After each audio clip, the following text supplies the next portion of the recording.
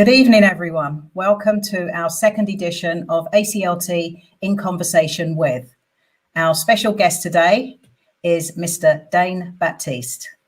Yes, and hopefully if you saw last week's show, you realize just how interactive and informal this show is, but enlightening in terms of the individuals that we're having a chat with, and also to talk about the work of the ACLT, and just highlighting how important it is for us all to make a difference for someone in need.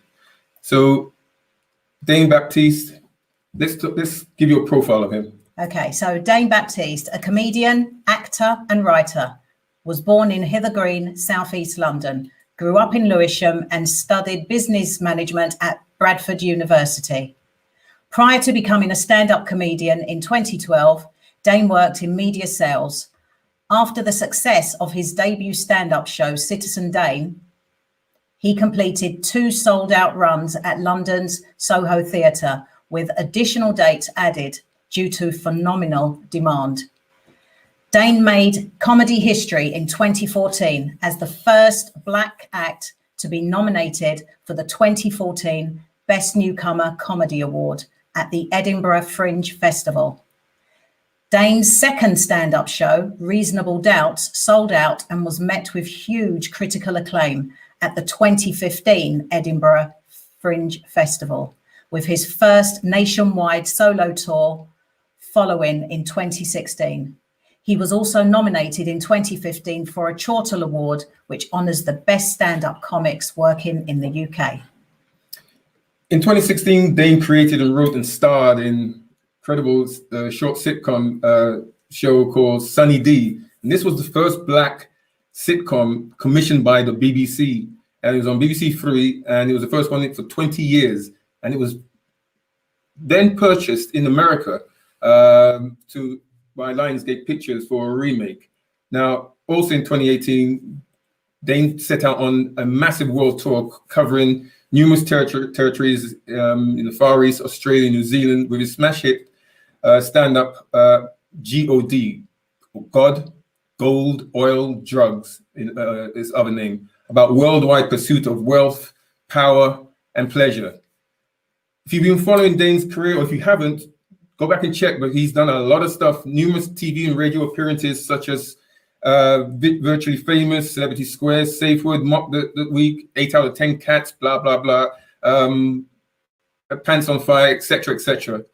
And he's presently hosting his own podcast, which we'll talk about a bit later, called Questions Everything, where he's had guests of all different backgrounds and influences, like LBC's James O'Brien, the comedian David Baddiel, comedian actor Richard Blackwood, Jamelia, Gilligan, Sinitta. There's quite a list. There's about 70, 80 odd episodes. He has also hosted Live at the Apollo, BBC Two, Live from the Comedy Store, Comedy Central, and Tonight at the London Palladium, ITV1. In December 2018, he won a week-long series in the BBC's House of Games. Dane has kept us entertained also during the 2020 pandemic lockdown, performing on the big night in for children in need, hosting the free virtual quiz. And in this year, 2020, Dane is the pilot. I'm not sure if I'm pronouncing this right. Bamus. He'll tell us what's the correct pronunciation. A one-off satirical show for BBC Three about the limited opportunities for Black talent in the UK. It centers around the mythical, and you would have heard this in previous stuff he's done, NASBlack, which is a stock index that determines which diverse people of talent are allowed up and down the ladder of fame and success at any one given time. Next year, hopefully, after we've got out this madness of the pandemic, Dane will be back doing his brand new stand-up show called The Chocolate Chip, which is about, in his words, being too old to be concerned with chicken or trainers, but too young to be considered a peer of Trevor McDonald. The question is, has he got a chip on his shoulder? We shall find out. And he's got a chocolate chip on his shoulder. Chocolate chip on his shoulder. Okay. And recently, coming right to the present, if you were watching only a week or two back, you would have seen Dane as one of the key participants in Mo Gilligan's tour de force, or called hashtag Black British and funny. Yes, funny, not me. And this weekend we got the shock of our lives watching TV, or we weren't watching it live. We were watching something else, and Sonny's social media went berserk because we were told that Dane had just won £40,000 for the ACLT in the ITV The Chase Celebrity. So I just want to say, actually, they won £120,000. He and 2 other celebs for 3 charities, and ACLT thankfully was selected as Dane's charity of choice, and so we are getting £40,000, which will assist our work immensely. So thank you. What I want to do, and what we want to do, is bring into the conversation the young man who's really making a lot of difference. But before we do that, I just want to show you a bit of what he's about. Why does Balotelli keep switching teams? I don't know. Well, Kanye West, though, with Kim. I don't know. Dane. Can you explain the difference between twerk and swag? And is bling still a thing? How do black people show up in X-rays? I will not be a spokesperson for diversity. This is what happens when you allow your only ethnic role models to exist in sports and entertainment. But since you asked, Mario Balotelli was adopted, so he may be prone to erratic behavior. I wasn't present at Kim and Kanye's wedding, nor am I a collaborator on his album. And before you ask, I don't know anything about Obama's policies, okay? He's the black president, not the president of black people. And we're black people, not Thundercats. He doesn't go into the White House and go, black people, black people, black people, oh! And we all start running.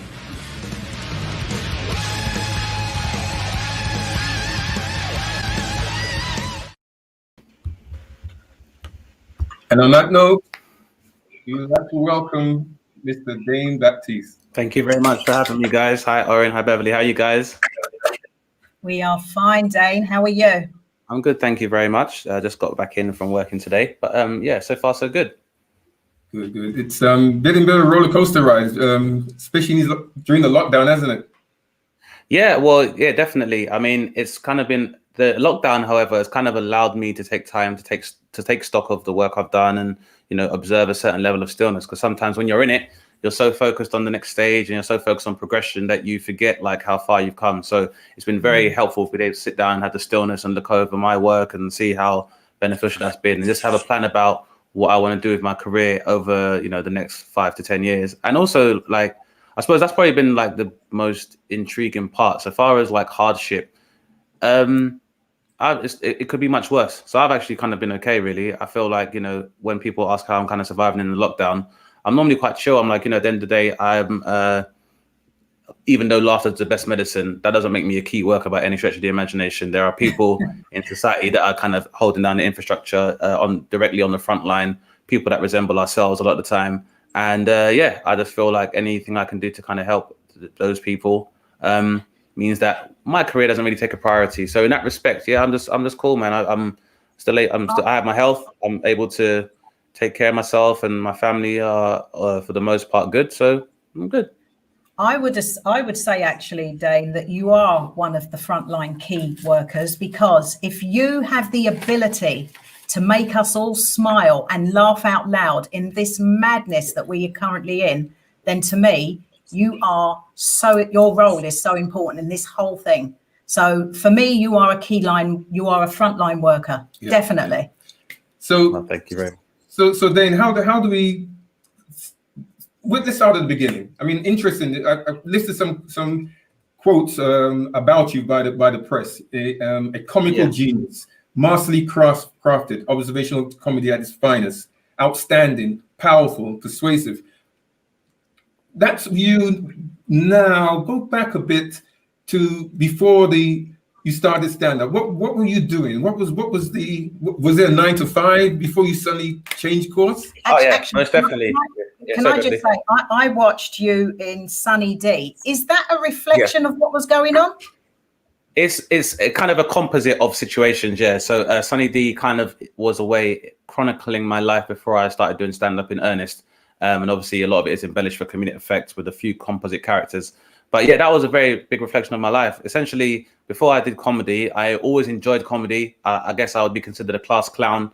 It was always a nice outlet because my parents are from the Caribbean, both my parents from Grenada.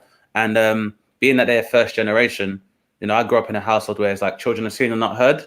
And it's not that they were massively strict, but it's like you kind of have to conduct yourself in a certain way when you're within the environment where your family is. So comedy was like a nice outlet for when I did have any kind of questions or needed to have an outlet or have any kind of expression outside of my home. Then comedy was always the way I did that, and it just became like an armor for me as I was kind of growing up. Like comedy is always a very good icebreaker, especially with public speaking, which is a big fear of most people socially. So, if I wanted to, if I was meeting new people or I was in any kind of new environment or outside of my comfort zone, comedy was always the parachute I could use to make that landing a lot more safe. And that being said, when I was growing up, there wasn't really a lot of people I saw resembling myself in this country that did comedy that I wanted to do up until maybe the real McCoy. And then I'd say when I was 15, I went to Catford Broadway Theatre with a couple of my friends, and we saw a showcase, and the opening act was Leo Muhammad. And I thought his set was amazing, which people know from the real McCoy. Then the middle act. So way a comedy show works, normally it's like a relay. So you have one of the strong acts at the top, the headliner to close, and you have the acts in the middle. The guy in the middle was also very good. It turned out to be Russell Peters, who is the Asian Canadian stand-up, who is probably the biggest live stand-up comedian in the world. And then Dio Hughley of The Fix and also was in BET Comic View. He closed the show. And I remember him making fun of me and my friends and just being so starstruck and enamored with him. I think at 15, that made me think this is what I want to do. I want to be a comedian. And then I heard Chris Rock's Bigger and Blacker album, which was an audio CD. And again, hearing it was and hearing his experiences and the similarities between himself and my own experiences and upbringing, I was like, this is what I wanted to do. But I really had no way of kind of going about it. And I also felt like when I was growing up, I grew up in Lewisham, which is, considerable Caribbean population. And I felt like for a lot of my peers, we always saw either sports or athletics and entertainment as our way out, or as it is normally for a lot of the diaspora, is a way for social mobility. And while I liked the idea, I think because it seemed so far a reach, I kind of was like, well, I don't really see anyone doing it this way other than the real McCoy. And then, that disappeared. By my teens, it probably would have disappeared from screens because it was 20 years before something similar came along again in the form of Sunny D. So, and I just felt, and so I kind of just and like I said, I had a strong family influence. So comedy, again, it was just a hobby, something I enjoyed doing. I was into it, to watch comedy and stuff. And I still went to university and did a business degree, regular stuff. But yeah, it was just always somewhere there in the back of my head. So I always tell people I was like a closet comedian. So I was always doing it behind closed doors so nobody would find out who I truly was. And then it got to go ahead, sorry. No, interesting. You say that because I put on, it's showing mind-numbing jobs, and it's interesting. There was a quote from you: the different types of jobs you were doing, which you didn't feel it was right for you, but comedy was drawing you to it, away from the so-called mind-numbing.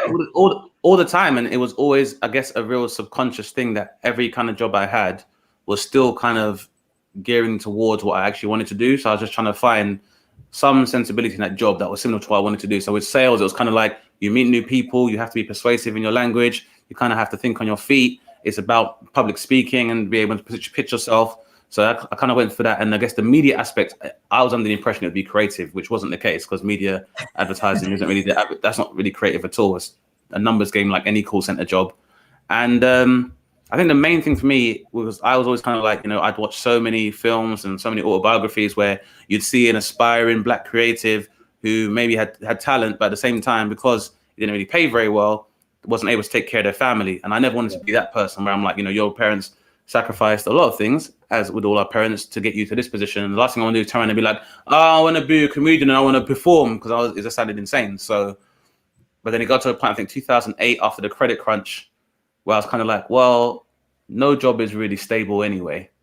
So you've invested in this idea that you can forge a career, but anyone can be made redundant. So why not use this time now where you have no dependents, no kids or no mortgage to try something you've always wanted to do, you've always liked, and actually try it in earnest, because I've probably tried doing comedy a few times here and there, but was just winging it. But I just wanted to be when I started doing the research and looking at your Chris Rocks and looking at your Dave Chappelle's, then the commonality was everybody studied the art. They would go to even performing arts school. They studied a course. So I was kind of like, well, if I'm going to really give it a go, then I need to hedge my bets and study it. So I did creative writing courses at the London College of Journalism, did improv classes, and I studied some stand-up and craft, and worked with great guys like Keith Palmer at the comedy school, who basically ran a school, creative school, as well as doing outreach programs for for prisoners and for at-risk youth. And yeah, they were just honest with me. They were just like, well, if you really want to do this, then you need to start applying yourself, because from what I hear, you're not really doing it. So yeah, so Mr. C and Keith Palmer, they were just real honest. And so I just really gave it a go. And at the end, they gave me like a list of open mic nights where I could go and perform comedy. And yeah, the rest is the present, really. So I just got to the point where I was kind of like, I have to do comedy because it really looks like I can't really do anything else. And I feel like my greatest fear was reaching the age where like I didn't have, a stable career, didn't have a family, or wasn't even in the process of starting a family. And I always thought that was my worst nightmare. But really, it was kind of like the nightmare to me was just, not doing something with my life I enjoyed. And I always felt like, at the same time, my parents made a lot of sacrifices, and they themselves may have had dreams and aspirations as well. But like for a lot of our parents, it's like there's that stage whereby, first of all, you're moving out of being a chattel slave to just being able to be paid for a job, then become a skilled worker. And, for someone who's grown up as skilled worker or in menial labor, they want for your kids to be professional. So I imagine what I guess the plight is for a lot of members of diaspora and the African Caribbean communities, that, you want your children to be able to be in a job where they can affect change, or they can take care of themselves, and they don't. And so I kind of held back on it. But then I was like, you know what? As much as my parents have sacrificed, and I'm sure they had their own dreams and aspirations, then at least try and respect that sacrifice by giving something a go. And I always felt like if it didn't work out, I could always go back to having a regular job. But I'd rather have done it as extensionally than be sitting at a desk wondering what if, and then be that guy who says to his kids, and I never want to be that guy to my kids being like, I could have had dreams too. And I didn't want to be that guy that comes home one night and be like, this family's bringing me down, and I could have been something if it was a few kids. So I never want to be that person. So it was just trying to do, raging bull, just like that. I don't want to be the Jake LaMotta of my family. So our daughter always says you only live once, and I always said to Daniel and Dominic, make sure that the job you do is something that you want to get up and do every morning. Yeah. Otherwise, what is it all about? Absolutely. And also nothing's promised, and nothing is promised as well. And I think there's a lot of people, especially my age, that I feel like we live in a time where youth is so commodified that people don't even conceptualize what kind of life they're going to live when they're older, and think, it's fine having a job that might pay just all right, or you think it's okay, but are you going to be able to do that for an entire decade? Because it's not like school or uni where you do 5 years or you do 3 years. Once you're in work, then you keep working. And now you look at our lifestyles economically now, it's not like you retire now when you're 65. And even if you do retire, would there even be a state pension at the end of it? A lot of people now have to try and do more than one job to subsist off a private pension. So I just looked at all these, and that's the kind of way I look at things anyway. So I've always tried to pride myself on being quite observant and having a thirst for knowledge. So I kind of had to check all the things as well and be like, even though it seems like it's like a flippant decision, it was a very considered one, because you have to have a certain level of self-awareness. Because for number one, it would have been fine for me to think, oh, I want to do comedy, but if I wasn't funny, you need a different dream. So, well, I was going to say to you, how do you make that decision to say, I'm going to be a comedian? And what confidence must you have in your own ability to be able to make an audience laugh? Well, if I'm genuinely honest, I probably have, and a lot of my peers, we have a privilege over a lot of our contemporaries in that if you could make a room full of black people laugh, you probably can do it on a much larger scale. Absolutely. And the reason, when you think about it, it's like, whether we admit it to ourselves, our state of being a lot of the time, life doesn't give us a lot to laugh about. So it's almost like it's a real boon to be able to draw that out of people and allow us to kind of suspend whatever trauma we're dealing with in order for us to laugh. So, being able to do that, I was like, well, if you can do that, you can make people laugh. And and as I said, because I'd had all that life experience whereby I'd been placed in situations like studying outside of London. I was in Bradford, which was a very far cry from the life I was used to, very different aesthetic, culturally, as well as, I suppose, ethnically and demographically. And yeah, I just kind of I knew I could kind of do it, but I realized that making people laugh and performing comedy are two very different things. There's the performance aspect to it, because the difference is that when you're making people laugh, normally your mood is also happy, and that's why you're able to project it. Whereas the comedy, I'm doing a performance. So irrespective of what my life situation is like or my mood or emotional disposition is, when I'm performing comedy, I have to take on a different persona while I'm on stage. And that's what, like, a large part of the main difference. And also performing comedy is like acting. Yeah, exactly. Because that's what comedy. Yeah, because comedy is a part of that dichotomy of dramatic performance, where it's comedy and tragedy. That's why you see the smiling face and the sad face. And so, with comedy, it's taken and it's performing or acting like you can take what are sometimes very tragic subjects or topics and making them funny. Because a lot of time for human beings, laughter is a large way we tend to rationalize our trauma anyway, and that's why we say, like, if you don't laugh, you'll cry. And so it's like, rather than give Black people more stuff to cry about, I felt, why not be a force for joy instead? And like I said, by that token, yeah. Sorry, Aaron.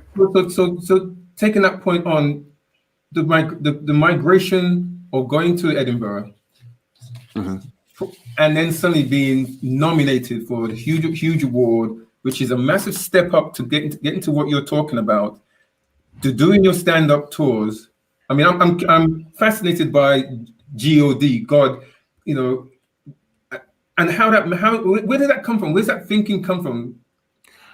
So for me, it was kind of like, I felt like I took a look at my industry, or the industry that I wanted to get into, and looked at the main figureheads or leaders of that industry. And as I said, for the large part of it, you know, even if you look at the Forbes list, a lot of the leading acts and performers, Black people are very well represented in comedy in terms of earners. So, you know, I looked at your Chris Rocks and your Dave Chappelle's and your Kevin Hart's, and it was a question of, what are you going to discuss, and what do you want to talk about when you're on stage? What do you have to say for yourself? And are you going to say it in a way that people have never heard it before? And I think that was kind of the fall for a lot of some of my predecessors and some people, is that obviously we have our experience with regards to whether it's race relations or economics or, you know, social issues, but a lot of it had been done, and it's been done very well by your Dave Chappelle's and your Chris Rocks and your Bernie Macs, and the list goes on and on. So I wanted to do a lot of study, whether it was like sociology study and just studying of people, because I wanted to basically capture it very accurately, especially because there's been such a long time where you'd seen a healthy representation of the diaspora on British TV. 20 years, like, that meant you had an entire generation of people from outside of cities with a considerable Black population who had no idea how to interact with Black people. So initially, it was kind of like, I almost had to make it this kind of like a Black people 101, in that introducing people to the fact that you have a contingent of Black Britons that exist in the country. But not only that, is that is a very kind of, that even that term alone reduces who we are anyway, because the Black British identity is still kind of forming now. Because a lot of us, when you speak to most Black British people and we say, where are you from, they won't say I'm a Black Briton. They might say, well, I was born here, my parents are from Dominica. I was born here, my parents are from Nigeria. And so I wanted to make sure I included that nuance in my material, but also because of the fact that, you know, over those 20 years as well, you've probably seen more of a migration of the diaspora in different parts of the country. So even through work, and I know there are Black people that live in Glasgow, there are Black people that live in Norwich, there are Black people that live in Dublin, but their experience is going to be very different to mine. So I didn't want to be presumptive and write material that, like, oh, Black people like this, and make members of the diaspora feel like they're excluded from that. So I wanted to include them as well. And I guess as time went on and my horizons kind of broadened, then I wanted to start looking, my world and my observations began at like my proverbial bedroom window, and then they became wider because as I traveled more, then it meant I saw more, and that had to kind of feed into my material. So in terms of stuff like gold, oil and drugs, that a large part of that was through me studying business at the university, which is a social science. And we live in a world where people say, you know, money makes the world go around. Whereas I'm like, well, actually gravity makes the world go round, and our financial system is really a construct.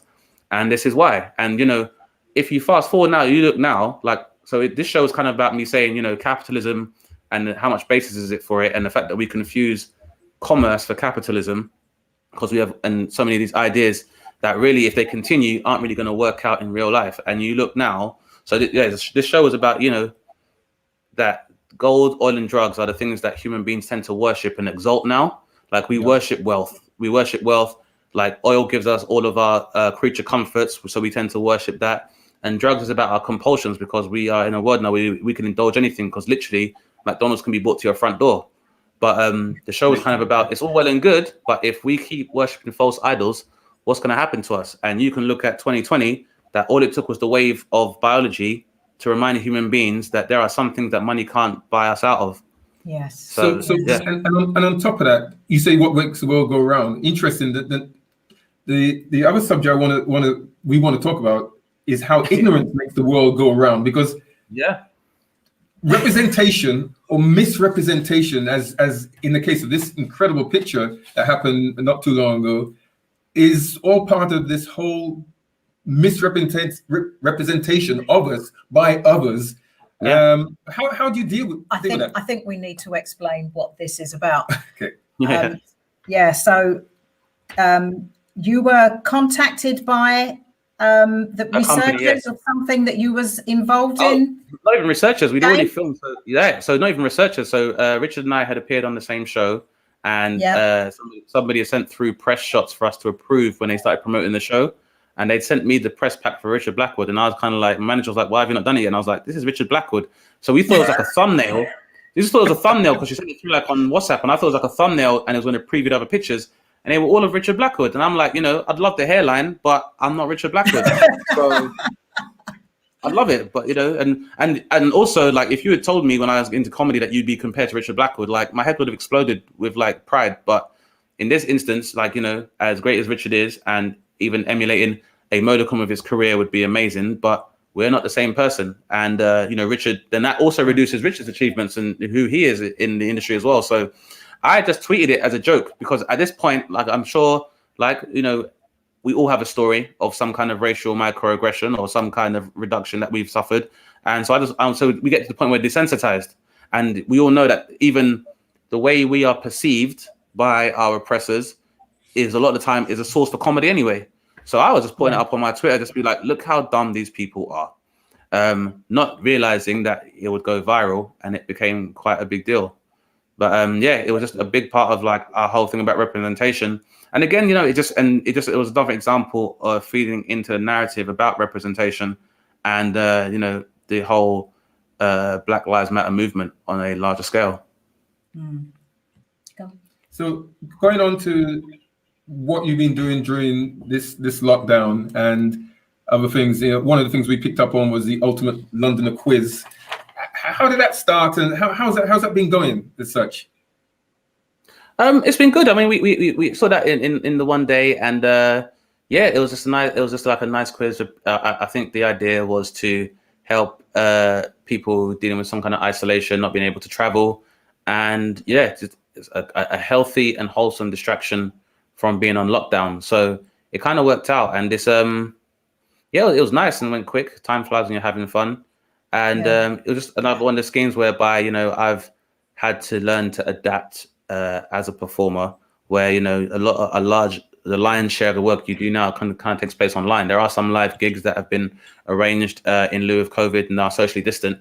But for, instances like this where people have to be quite close, we've had to learn as artists how to subsist online and to begin refining and expanding on your digital offering as a performer. So it's been okay. As I say, it's like, there's still a appetite for comedy. So in that respect, I can't complain. As long as people still want to laugh and they still prepared to make the journey to do that, even if that means clicking on a link, then you just adapt. We wanted to talk to you also about BAMUS. And we've got the meaning of the word, and we just wanted you to kind of just talk to us a little bit about it, Dane. BAMUS, a Black creative or high-profile celebrity that has a substantial following amongst Black audiences, or a non-Black high-profile creative celebrity icon that has endeared themselves to a Black audience. For example, David Beckham getting ratings from the Mandem. He's not just famous, he's BAMUS. We love that. Yeah, I'm glad that you do, because I feel like, you know, Black people definitely identify with it, just because of the conversation we were having before, where a lot of time we find ourselves being reduced to some kind of like creativity monolith, and sometimes our contributions to the creative culture in this country and on a global scale are reduced a lot of the time. I always endeavor to remind people that, you know, JD Sports does not sell sports equipment. What it does is it sells hip hop apparel in the form of tracksuits and trainers. And that has become a viable business model because of the influence of hip hop. In the same way that if you see like white men fist bumping now, that's something they learn. Even like things, and this is like part of the research I had to do, is that when people say, "What's up, man?" or "Yeah, my man," that comes from American jazz players who, when they were being brutalized by the police, they'd say, "What are you doing? What are you doing, boy?" And the whole rebuttal was, "I'm not a boy, I'm a man." So they made it a point of principle that when young Black men would interact with each other, they say, "What's up, man?" because they wanted to be considered men. So it's just taking things like that, where the idea of BAMUS is that, like I said, because we have such a large amount of representation and influence on the creative industry, a lot of the time people depend on either Black aesthetics or Black sensibilities for credibility. And so that's where BAMUS comes from, is that it's like, it's one thing being famous, but being BAMUS and by that token accepted and given credibility by your own people, I think that really makes you a bona fide performer. It's all well and good when you find that historic institutions try and put like a Black or Asian person in front of us. But if anything, 2020 has taught us that not all skin folk is kinfolk. So it's not enough for you to put a famous person in front of us. It's like, we all know if they are representing us the way they should. And at the same time, it's also being aware of allies as well, because I just felt like the idea of the show is to celebrate our contribution, and, you know, for audiences to recognize that Black creativity or Black British creativity is creativity in general, you know? So, yeah, that's basically the idea of the show, is just to like celebrate who we are and how we contribute to, you know, the industry, and also, you know, how we are able to interact with the industry. And like David Beckham being an example, because, you know, at one point he had cane rows and was given a lot of credit for and suddenly it was a new thing. Yeah, exactly. Or, you know, but it's like, that's all good and we accept it, but it's always to remember where all praises are due. So the idea of the show basically is to, like, you know, me to embrace the concept of being Black and famous, and to also, I guess, continue from Lenny Henry's narrative about standing on the shoulders of giants. So the show's kind of about that as well. And just, yeah, a celebration of all things cool and famous and how they tend to intersect with Blackness, because I feel like there's no way you can be a part of the contemporary creative matrix and not acknowledge Black influence in any way. I can't think of any of the most famous people in the world right now who don't lend some of their influence or their aesthetic to Black people. So that's where the idea of BAMUS has come from. So the question, since you mentioned that, with the next tour that was postponed earlier this year, but hopefully will be out next year, the Chocolate Chip. Yes.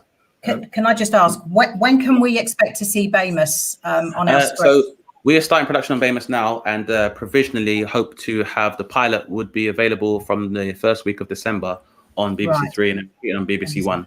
But I will definitely remind you guys, and I'll remind you guys close to the time as well, so we can let everybody know. Yeah, absolutely. So to the Chocolate Chip, which sort of segues in back to what you were saying in terms of standing on the shoulders of others.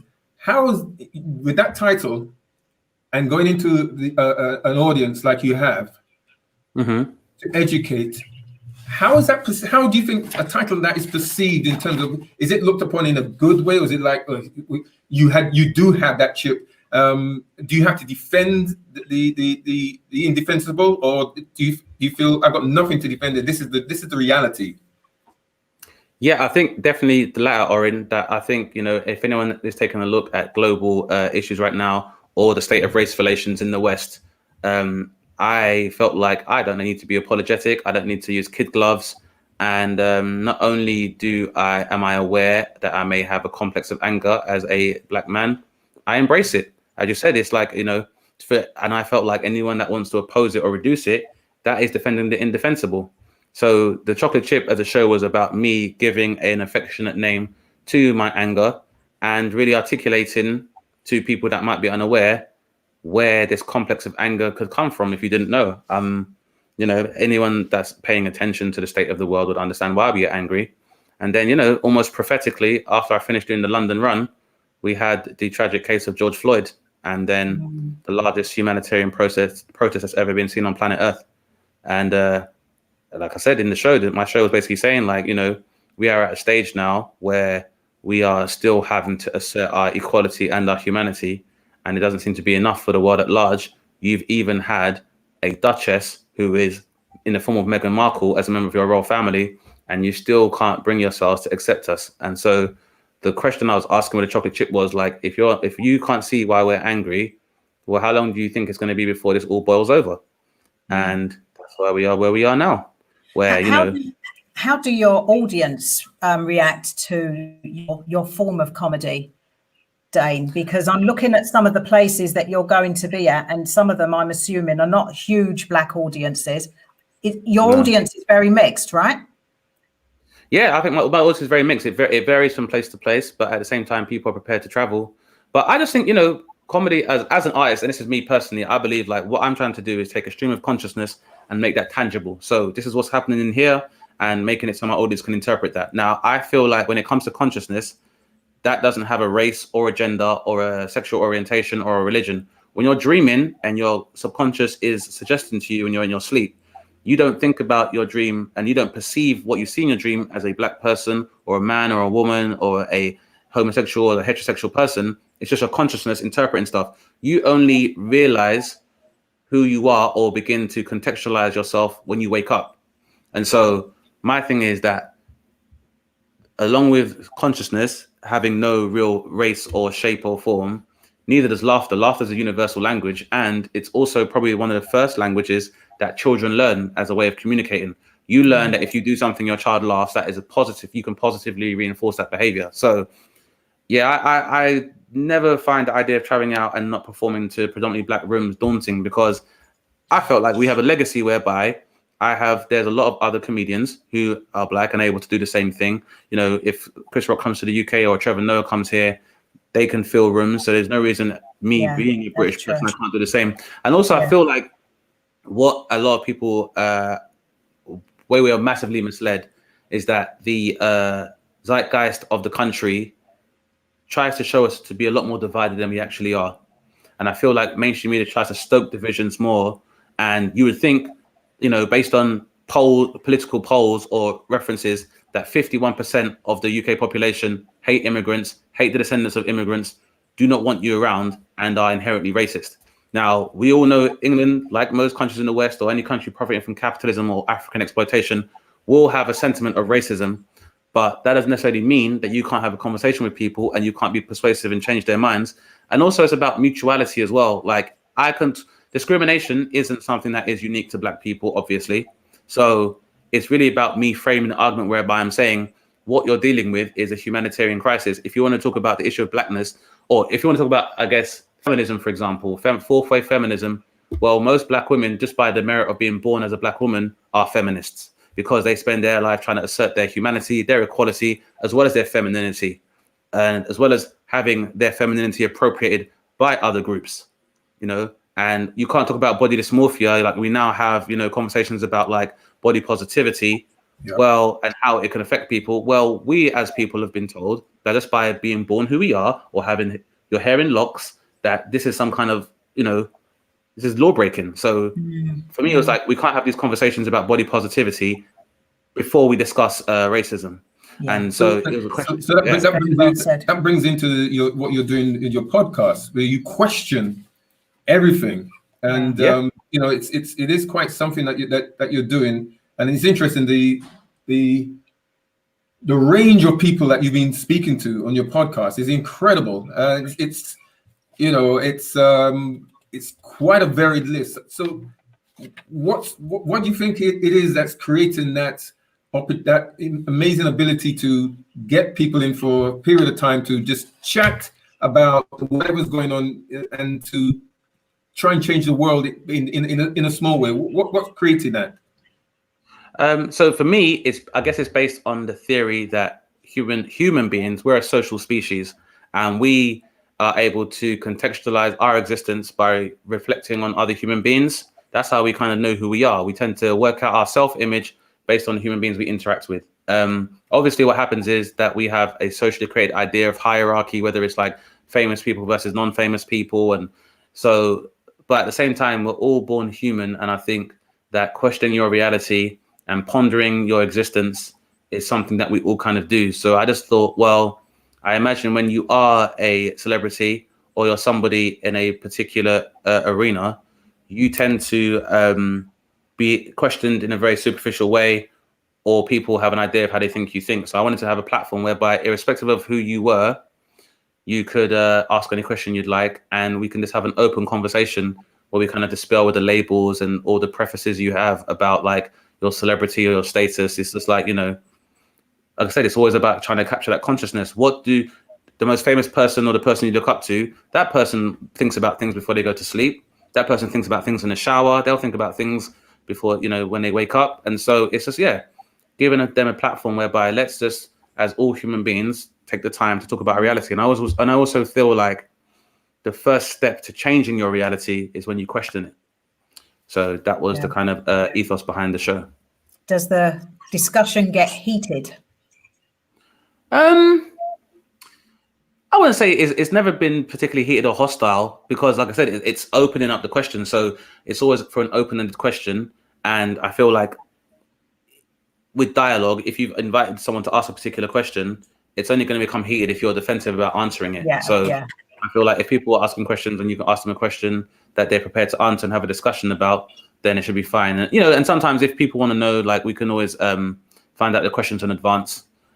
Because the idea is not about catching anybody out. It's really about asking them a question. And you know, I think, and if someone is someone who may have malicious intent or ideas, then I always feel like they'll reveal it by when they speak anyway. So you just have to give them the proverbial rope to hang themselves. And what was also revealing is this program was aired only like 2 weeks ago, #Black, British and Funny, which you dropped some knowledge on that amongst your peers. And it was so great to watch you being involved in something so groundbreaking. And, you know, I suppose we've all got to take our hat off to Mo for bringing this together. Absolutely. And putting it out on mainstream TV to drop the knowledge on not only to us, us oldies know about this, but the young generation and those outside our community are trying to understand why we do what we do, why are we so unique in our the way we walk, talk, move, laugh, the jokes, and you know exactly. It's all part of that mix, isn't it? Absolutely, it's absolutely, as you say, Oren. It's kind of like, for me, it's a weird thing, and sometimes it's a sad thing that I think a part of the Black existence and one of the ways we're divided is along age-based lines, and it's a very strange thing whereby we're so creative and a lot of the time so innovative. We sometimes make the mistake of feeling like there was nothing before what we've ever done, when the reality is that our aptitude for creating things is so advanced that we move on in stages so massively quickly that by the time the rest of the world catches up, sometimes they tend to get more credit for it than we do. So, which is why, like, you know, you look at someone like Ed Sheeran playing folk music and being acoustic, it's like what David Lyndon Hall was doing that over 15 years ago. Or, you know, what we give, you know, I guess an Adele credit for. You had Keisha White and you had Beverly Knight and you had, you know, Truce, and you had this litany of names of basically out of this world vocalists. And it's a weird phenomenon that seems to be unique to us, because you'll never hear the Kings of Leon or the Arctic Monkeys being like, them old rock and roll bands are dead, blah, blah, blah. But there's this weird thing where we have, largely due to suggestion from outside the community, we have this idea that we conflate Black culture with youth culture, and it affects us. And there's a reason for that as well. And this might be quite a long answer, but basically, as Black people, it's almost like we are a socially created species. I say that to say this, because if you were trying to explain Blackness to an alien, you would struggle, because aesthetically, how are you going to, you couldn't describe complexion, because, for example, Beverly's complexion is going to be lighter than someone from South India or a Sri Lankan person. So you wouldn't be able to explain that. Also, Black people have albinism. So you have Black people who are albino who would have pale skin and have pink eyes, but they're still Black. So it's more of an ideology. And so we've been grouped together in this thing. And also, like, we don't really take the time to think about what we've been deprived of. So, like, even when comedians might talk about absentee fathers in the Black home, obviously it's funny because we rationalize it and we can make it funny. That's how we kind of manage that trauma. But that stems from the fact that you have to remember, up until as recently as 6 generations ago, paternity wasn't a privilege that a black man would be able to have. Because if you were living under your slave master's quarters, you're not in charge of your family. Yeah. He is. Yeah. You know, in the same way that, like, even if you are a father, your children can be sold and you have no control over it. So paternity is something that we are only now getting to grips with, that we're not even aware of. So by that same token as well, it's kind of like, if you look at civilizations, we had civilizations prior to colonization and slavery, but those have been erased. And so now we're supposed to try and thrive and exist within this post-colonial space where we're referred to in this generic term as black people, even though black people that look like us, that live in Papua New Guinea, there'll be no mutuality in how we can interact with each other. Indigenous Australians are regarded as black, but their experience is going to be so far removed from somebody who lives in the States. But we're still under this whole group. And it's kind of like, how are we supposed to have some common culture and interact with each other? It can get like kind of stressful and so it's kind of confusing. So I always try, and that's going back to what I was saying before. That's why I tried to make sure that we have I relay a global but nuanced experience. And like I said, it's a very long answer, sorry, but it's just the way my kind of mind works. All right, cool. So, but yeah, it's basically like we have this thing whereby we lack this kind of unity, whereby because there's so little for us, we're always trying to compete. So younger creatives feel like the older creatives are stopping them from assuming positions of power and, you know, stopping them from getting lucrative opportunities. Older people feel like they begin to age out of their relevance in the same way they would if they were some kind of athlete, because it was so much linked to youth culture that they begin to lose their identity and their opportunities. So they become resentful of their younger replacements. And so, yeah, for me, it was kind of like, and that's why what Mo did was so amazing. So it was kind of us trying to create a legacy, and that's a really important part of creativity. In that, you know, you don't want it to be flash in the pan or have your 10 years or your 15 minutes and then fade into obscurity. We should be able, like I said, stand on the shoulders of giants and be able to pass on influence. And it should be natural for us to maybe graduate from being in front of the camera to, you know, being behind the camera. So this is why, you know, see stuff that Mo does is amazing in that, you know, that was a co-production between himself and Channel 4 and his own production company, and using that platform to, you know, give reverence to people of the past and also make people aware of the future. So, you know, when else have you seen Curtis Walker and Michael Dapper in the same room? Exactly. So it's such an important thing, because, like, as I said, heritage, equity and legacy wealth is how, you know, everyone else on the planet is able to continue to thrive and enjoy economic prosperity. You know, we, again, like I said, and I'm sure you might know better than me, even black people having access to a mortgage is very new. We had to subsist on partner hands and 6 people sleeping in the same house in Notting Hill so you could save up to have a deposit, because banks wouldn't give that to you.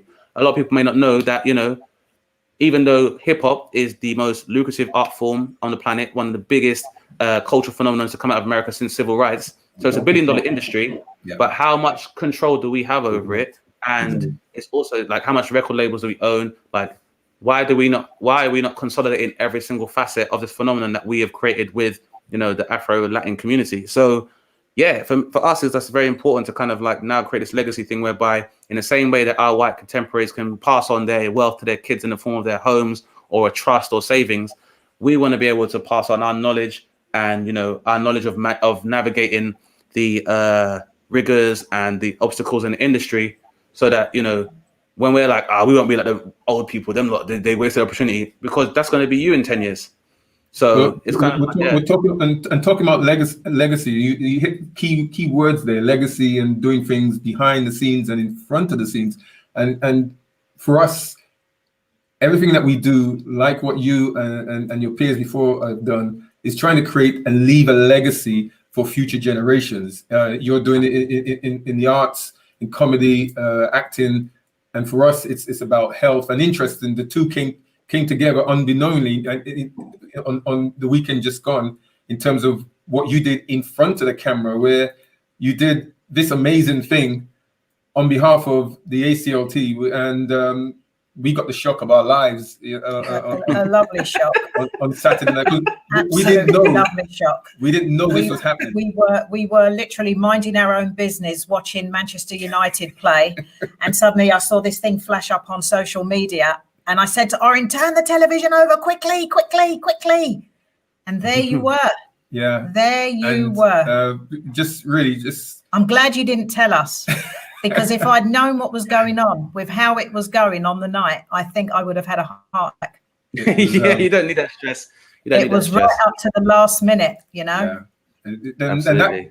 and what you did there helps fuel the legacy, that work that we're doing, because especially in as you know, in all life at the moment, it's under these conditions, it's very difficult to be creative and to get funds coming in, especially from a charitable point of view. Absolutely. And Yeah, absolutely. so to have individuals like yourself put yourselves forward on behalf of a charitable cause like ours, it really did make our night. And the bonus was the very next program, Mo was on.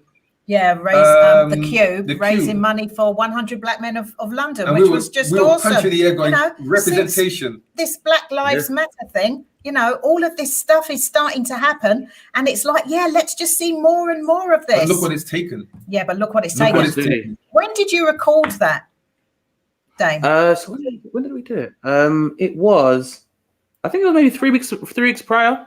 I think it was like 3 weeks ago. Okay. But I'd been aware of it before, and they asked me about which charity I wanted to help out, and for me it was just like it was a given, because you know I'd followed the ACLT's work since, you know, you guys have spoken about Daniel on Choice FM, and you know, actually, funny enough, I think you guys had come down to a show that Mo and I had done at Shepherd's Place. No, it was in Euston, but what's the name of the theatre? It's a bit closer to the station. Yeah, I think I know which one, because we've done a show in Euston. Begins with a B, I think. But we were doing a show called About to Blow, and it was organised by a friend of mine, Darren Watson, as a great promoter. And I remember you guys talking then, and it was kind of like, you know, yeah, it's nice, man. Obviously, and like I said, the work you've done, because I think because of the ACLT as well, I started giving blood at university. Yes. I started doing that for a long time as well. That's what, you know, I haven't got any. That's why I don't have any tattoos and stuff as well, because and it was kind of brilliant. and it was just kind of like I just wanted to be, and don't get me wrong, I definitely will repeat and scream Black Lives Matter till I'm red in the face. But I felt like at this stage now, and at the age I'm at, that rather than be performative, I wanted to be demonstrative.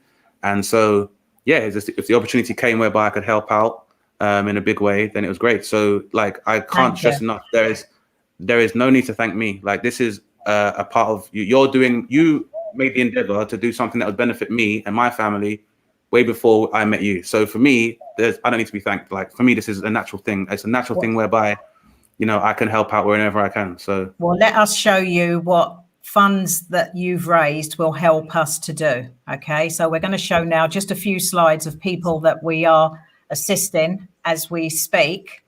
First slide is actually Ace, actually, not DJ Ace from BBC One Extra. He was meant to be interviewed tonight, but just through problems with diaries. But in a way, it's kind of worked out for the best, we think, because we really, having you on tonight is just the icing on the cake, Dane, honestly. And it really kind of shows that people like Ace, who urgently needs a kidney transplant, we will be able to use the funds that you have raised for us to create more media campaigns to assist Ace. Naomi also needs a kidney transplant. We're working with her and her family to get her over the line so that both of them can get their lives back.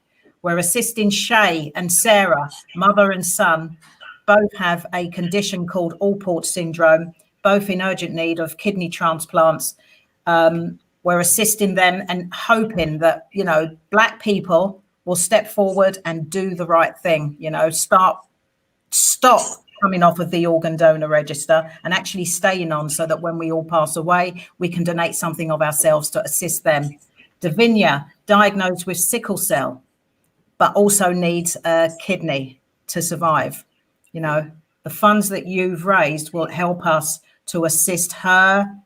Chanel, who has sickle cell, needs well-matched blood for blood exchanges, you know, promoting these guys through the money that you've raised. So the blood that you donate and I donate and others, it goes towards helping Chanel's and Davinia's out of this world who desperately need well-matched blood.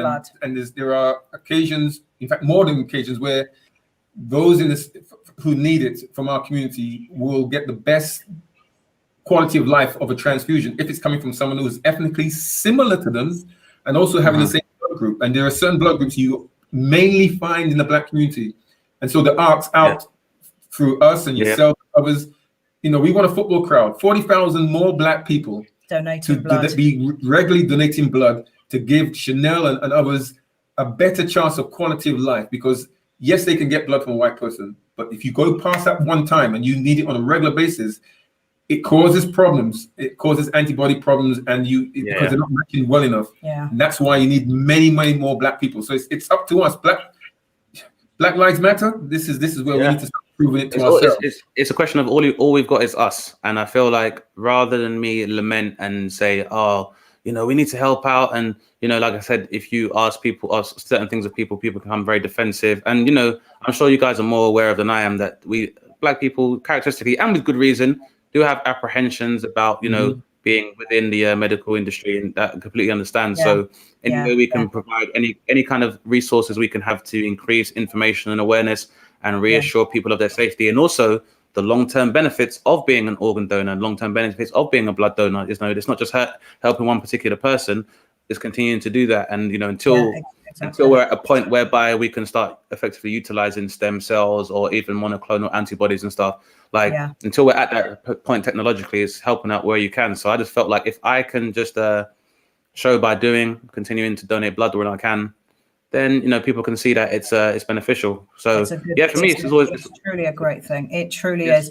The little girl that's on the screen now, we really want to kind of show you, Dane, and people that are watching. Little Aurora, she's 9 years old.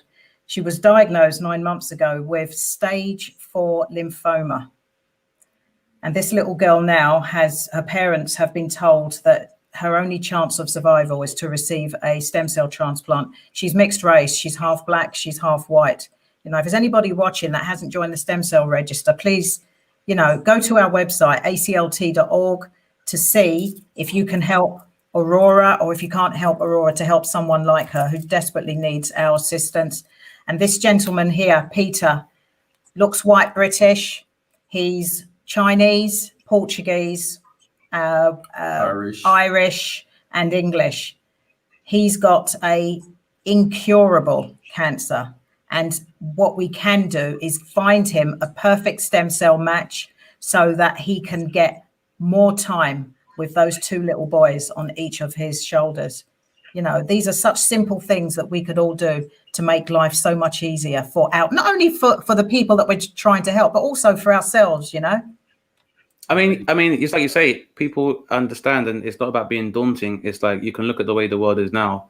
The likelihood that this is not going to touch you or somebody you're close to is unlikely. Someone at some point is going to be affected by this, and I would rather go through the daunting and sometimes scary act of donating stem cells or bone marrow than have to manage the trauma of losing somebody that I could have helped. So I just look at it for me. It's like I just think if it's a little bit of pain to save a lot of people, a lot of pain long term. So that's why you're kind of looking at it. We've got Astrid's up now. She's another one. Astrid needs a stem cell transplant. But you know what, Dane? We want to just tell you some of the questions that the things that people are saying, because people are commenting. So shall we read out a few of them? Yeah. Okay. So Torquays has said, I can't see that. It says no comments. Okay. It says, I have lost too many to sickle cell and no transplant. And she also says, if we don't help ourselves, who is going to do it? And that is such a true fact. We've got -1 kidney I just saw saying, I can vouch for the long-term benefit of being a living donor. Yeah. He's a kidney donor. He's a living kidney donor. He donated a kidney to a friend, and the friend is, we hope, still doing very well. Can we go up a bit? Can you just page up? There's another one from Torquay saying, anyone giving blood next time from the age of 17 asks to join the bone marrow register. There's so many ways gateways to join through us, the ACLT, the blood service.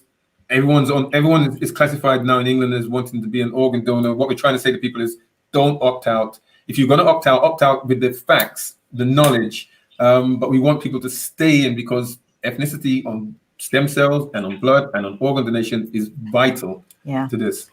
Dane is dropping some pure gems. So much knowledge. Can you just page up for me, babe, so I can just see what everyone's saying?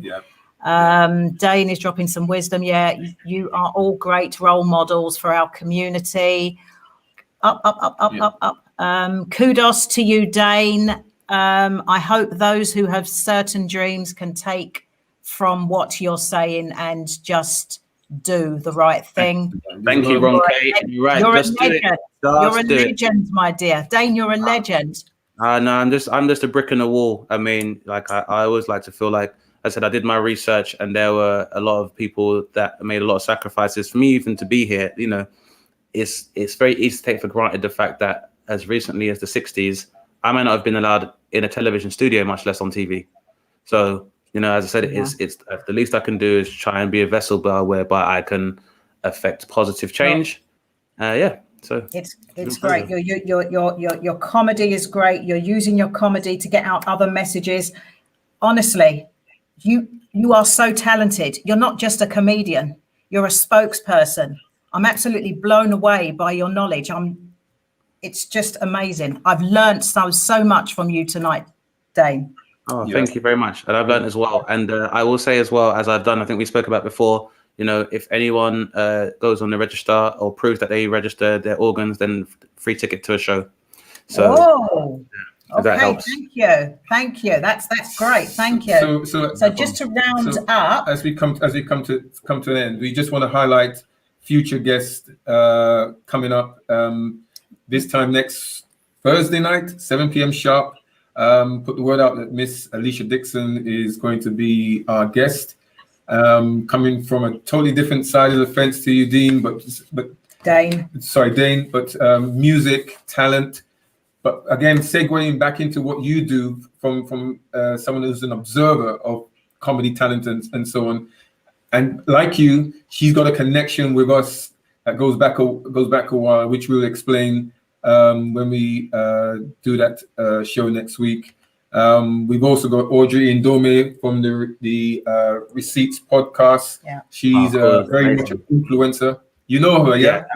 I do, yeah. Great, very great guests. Definitely great guests. Yeah. So there she is with the other two buddies, and of course we've got the original Flavor Boys, Craig and Sean. Just started following them as well, so that's cool as well. So amazing guys. I'm hoping that we're going to get some food to taste because I'm trying to get Orin to go vegan. So I'm hoping we get some vegan Caribbean food. It's a healthy option, but see, the thing is, Beverly, when we used to make it was called ITAL. ITAL. That was the thing, yeah. So veganism is not new to the Black community. So Rastaman have been doing ITAL food from as long as. So I feel like the problem with veganism is that it's normally explained as like, you know, taking the meat away from a British dish, which just leaves you with boiled vegetables. But, you know, we're very creative in that respect. So I'm going to say, I'm trying to get Orange to become ITAL. Surely I've got to grow some locks, but that's not going to happen. Locks are in your mind. The locks in your mind. That's what I'd like to do. Yes. The bingy in my mind, Orin. Yes. And of course, Ace is due to be on. We just need to agree the date with him. It will be either the 5th or the 26th of November. Cool. So really, we just want to highlight that, you know, we want people to eventually come through and eventually have a donor card. This is what it's all about, to represent and to just try and give others, you know, that fighting chance of, you know, of a donor. And, you know, I always carry my free cards with me every time, you know, because I want to be in a position sooner rather than later where we're having conversations like this, virtual or together, and most of us saying, I went and gave blood last week. Oh, I'm giving mine next week. I'm 2 months. and one of them says, I haven't done it, and they become the minority, and we're the majority saying it should be a done deal. It's commonplace to help our people and others.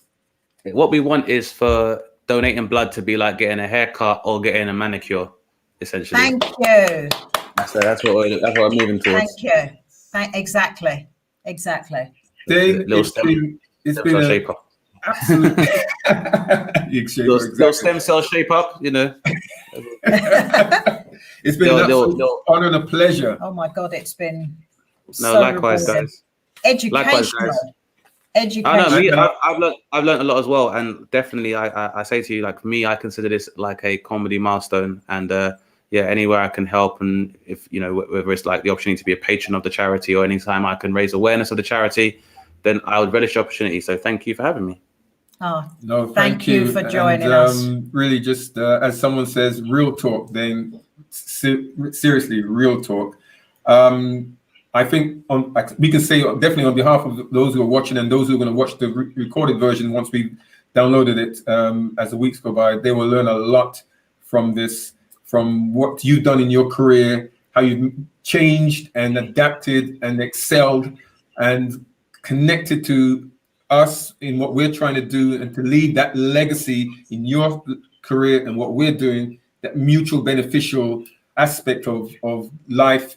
This is what it's all about, and this is for us to leave for the future generations to understand and ask the question, what did they do? And we can say, we did this, and we did this for you. Exactly. And and that's what it's about. It's about I say it's planting trees that you won't feel the shade of them. So but that's what it's about anyway. So well, thank you. Thank you very much. Thank you very much. It's been great. And we'll be in touch, and good night, everyone watching. Yes. It's good night from us. Good night from us. See you next Thursday. Thank you very much, guys. I'll see you then. And have a good one, guys. Thank you. Bye-bye. Bye-bye. To keep him on. Is he still on?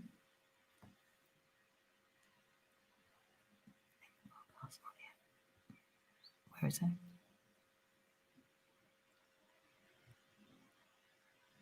they still see us? Possibly.